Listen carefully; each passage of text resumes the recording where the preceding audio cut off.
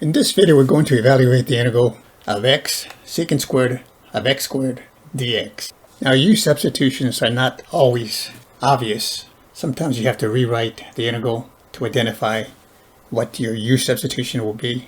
But this one's pretty clear. You got an x squared right here. And if you take the derivative of that, you get 2x.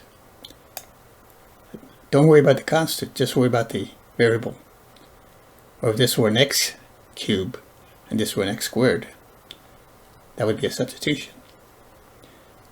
Like I said, sometimes they're not that obvious. Sometimes you have to rewrite the integral.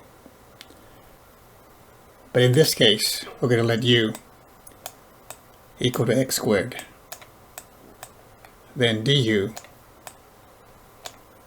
would be the derivative of x squared will be 2x dx. And of course, the purpose of the u-substitution is to undo the chain rule and make it easier for you to evaluate the integral. So now you can see that this x squared here can be replaced by the u. And then it has a product here, not always clear, but that's the product x dx. And I've got an x dx right here. Divide by 2 here, both sides. So I get du over 2. These would cancel here. I will get x dx. So wherever I have an x dx in that integral, I can replace it by du over 2. So we start then with the u-substitution. I got a secant squared, and then I got an x squared, but that's my u. So just put a u here. And then the x dx will be du over 2.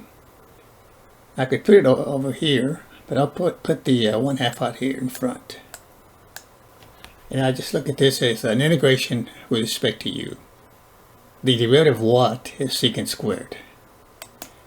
So you have to know your basic derivatives, basic integrals. I know that the derivative of tangent is secant squared. So that means the antiderivative or the integral of secant squared with respect to u is tangent. And then it's plus the constant.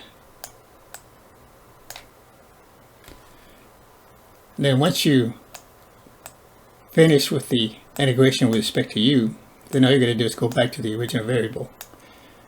We started off with a variable of x squared in the original integral. So all you have to do is go back, replace the u by x squared, and this is your answer here. And you can always check your answer by computing the derivative of the answer, and that should give you back the integrand. Sometimes it's not that easy, but in this case it is. If I take the derivative of tangent, I do get the secant squared. There it is. And then using the chain rule, I take the derivative of x squared. I get 2x. That gets multiplied. So 2x times the 1/2 gives me the x. And this one checks. Thanks for watching. We'll see you next time.